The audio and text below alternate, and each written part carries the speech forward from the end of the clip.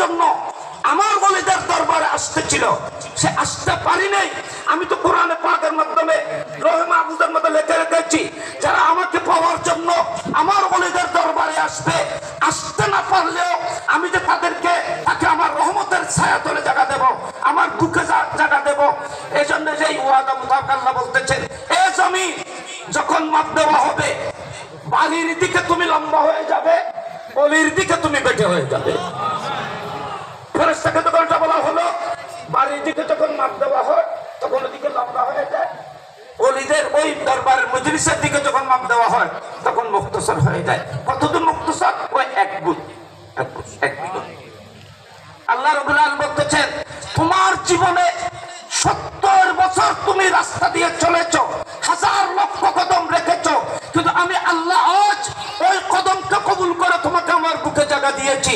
সেই এক বিগত তুমি আমার মাহবুব বান্দাদের মজলিসে যাওয়ার জন্য বেরিয়েছো।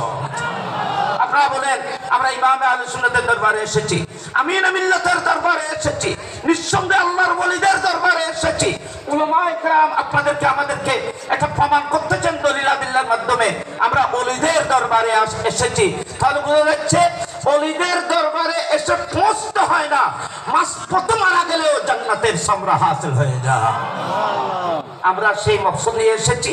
আল্লাহ পাক আমাদের মকসদকে আল্লাহ কবুল করুক, আমিন। এটা তো কানুন, শরীয়তের কানুন, আল মারু মা মান আহাব্বা। আপনারা আমিনে মিল্লাতের মহব্বতে এসেছেন, উলামায়ে আহলে সুন্নাতের মহব্বতে এসেছেন, গৌস পাক গরিব নওয়াজের মহব্বতে এসেছেন। তাহলে মুস্তাফা ফতোয়া কানুন ইসলাম